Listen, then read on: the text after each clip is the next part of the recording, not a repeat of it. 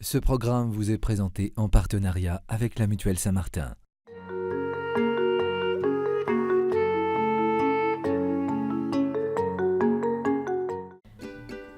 Avril 2013 à Paris, David et Delphine attendent leur premier enfant ensemble. Aujourd'hui, ils ont rendez-vous pour l'échographie du deuxième trimestre, un moment de joie mais aussi de stress pour le couple. J'ai lu beaucoup de revues, moi je suis infirmière en salle d'accouchement d'un niveau 3, donc je vois beaucoup de malformations.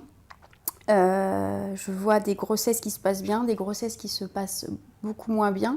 Donc c'est vrai que je fais beaucoup de transferts sur ma grossesse, ce qui n'est pas toujours, enfin ce qui n'est pas bien, mais voilà, j'apprends de vraiment ça. Moi je suis plutôt excité dans le sens où je focalise pas du tout sur potentiellement les problèmes qu'il pourrait y avoir. Et d'ailleurs on n'est pas du tout accompagné par rapport à ça, parce que je pense que si on apprend une mauvaise nouvelle, je sais pas comment, personnellement je sais pas comment on peut gérer ça, et comment on peut réagir. Mais maintenant je pense que les gens, quand ils vont aller à une échographie, ils s'attendent pas à avoir une mauvaise nouvelle. C'est plutôt un moment de joie, un moment de partage entre deux personnes, et la famille va s'agrandir. Enfin, on est plus dans cette approche-là d'un moment de bonheur et de joie. Il faut s'interroger sur finalement ce qu'est en soi le diagnostic prénatal et dans quelle intention je le fais.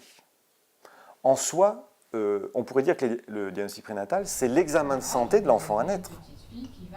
Donc le diagnostic prénatal, lorsque je l'utilise pour connaître l'état de santé de l'enfant et pour permettre une meilleure prise en charge thérapeutique ou un meilleur accueil de cet enfant à la naissance si jamais il était porteur de telle ou telle maladie, eh bien, il a une finalité soignante qui non seulement peut être accueillie par l'éthique, mais en plus qui est un vrai progrès scientifique.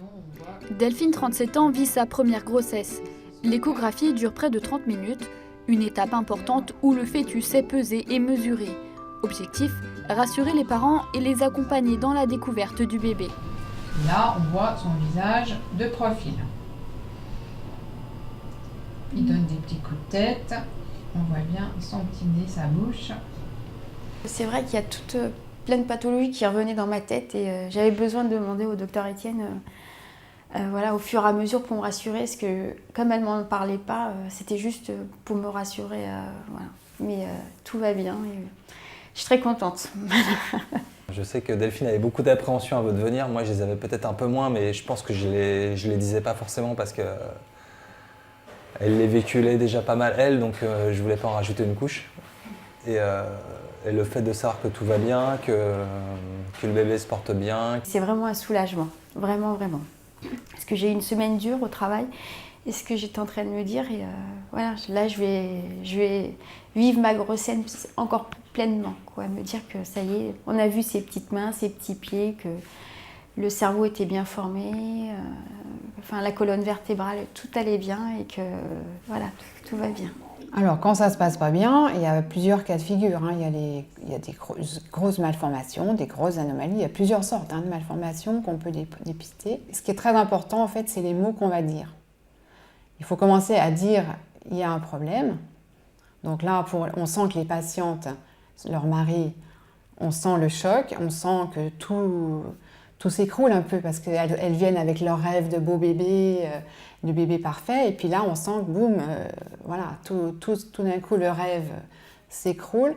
Et donc il faut vraiment que nous on soit très prudents avec les mots qu'on va dire et surtout ne rien affirmer d'une façon catégorique et certaine.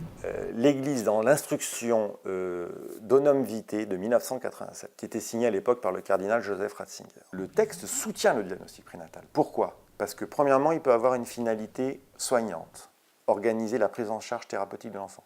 Deuxièmement, il permet d'accueillir un enfant handicapé de manière plus consciente de la part des parents. Et troisièmement, il permet de rassurer.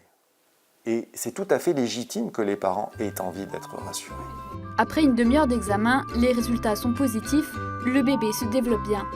Delphine et David mettent désormais un visage sur leur futur enfant. Vous voyez ce que c'est ? Non, dites-moi. C'est une petite fille. D'accord.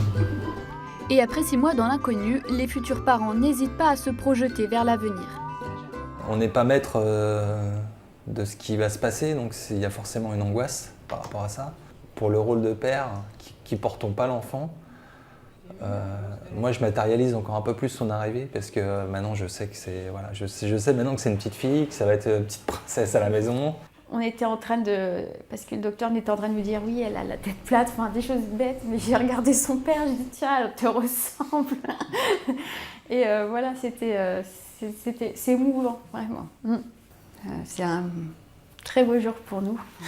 Aujourd'hui, voilà, l'imagerie est peut-être à double tranchant. À la fois, elle me permet de mieux accueillir, de mieux voir, de mieux comprendre qu'en effet, c'est un enfant, c'est un être humain, c'est une personne. Et en même temps, j'ai un droit de regard sur cet enfant qui me fait courir la tentation de le vouloir à mon image et de le vouloir selon les canons modernes de la perfection. L'avantage de l'écho, c'est que ça leur permet de bien réaliser qu'ils ont un être humain, une vie dans l'utérus, et que donc ça leur permet d'avoir, avec le papa aussi qui est là, et le premier contact est vraiment capital. Et pour eux, ça les comble de joie en général.